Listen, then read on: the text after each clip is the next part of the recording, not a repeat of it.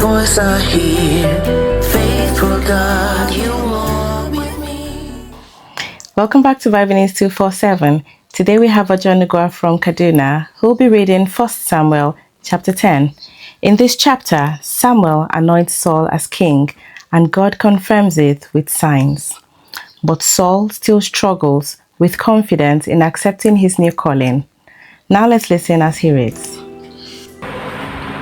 Then Samuel took a jar of olive oil and poured it on Saul's head, kissed him, and said, "The Lord anoints you as ruler of his people Israel. You will rule his people and protect them from all their enemies.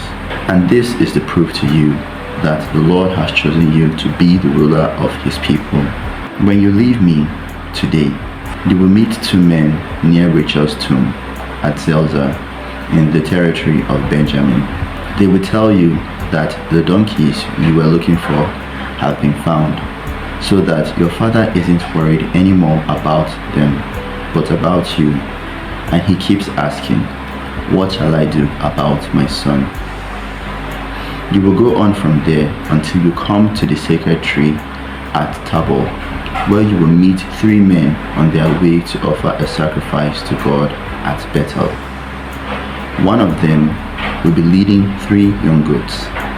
Another one will be carrying 3 loaves of bread. And the third one will have a leather bag full of wine. They will greet you and offer you 2 of the loaves, which you are to accept. Then you will go to the hill of God on Gibeah, where there is a Philistine camp. At the entrance of the town, you will meet a group of prophets coming down from the altar on the hill, playing harps, drums, flutes, and lyres. They will be dancing and shouting. Suddenly, the Spirit of the Lord will take control of you, and you will join in their religious dancing and shouting, and will become a different person. When these things happen, do whatever God leads you to do. You will go ahead of me to Gilgal, where I will meet you and offer burnt sacrifices and fellowship sacrifices. Wait there 7 days until I come and tell you what to do."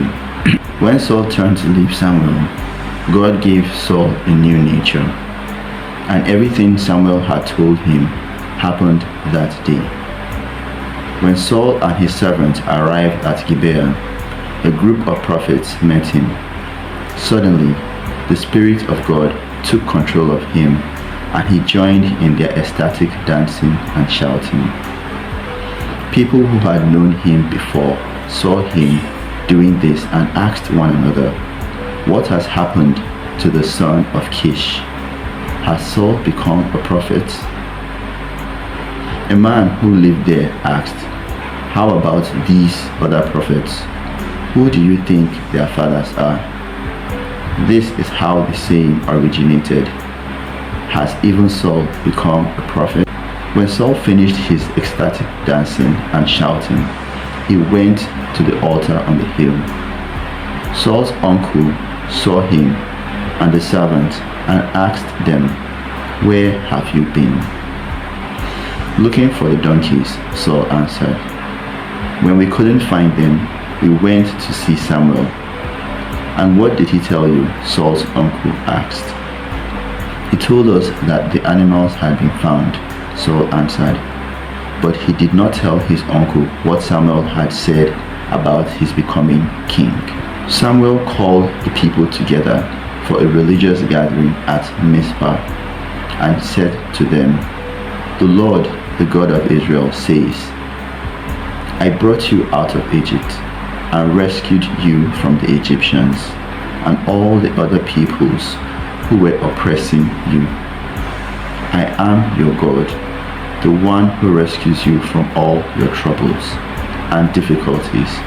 But today you have rejected me and have asked me to give you a king.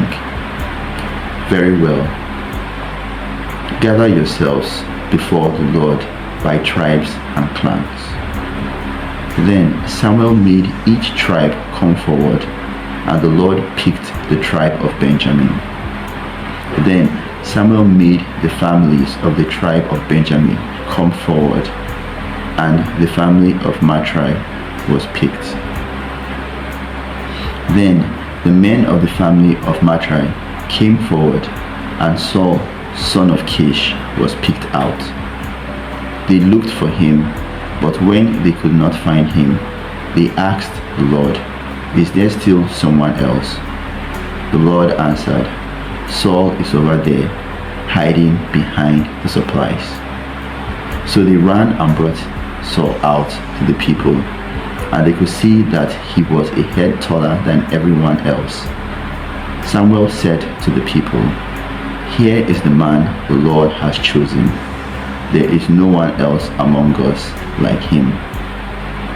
All the people shouted, "Long live the king." Samuel explained to the people the rights and duties of the king, and then wrote them in a book, which he deposited in a holy place. Then he sent everyone home. Saul also went back home to Gibeah. Some powerful men whose hearts God had touched went with him. But some worthless people said, "How can this fellow do us any good?" They despised Saul and did not bring him any gifts. This is Nugwa reading for Bible News. Thank you for joining us on Bible News 247, and thank you, Ojonugwa, for that reading. May we step forward in God's calling for our lives with faith and courage, trusting His guidance all the way. Amen. My name is Kenny for Bible News. And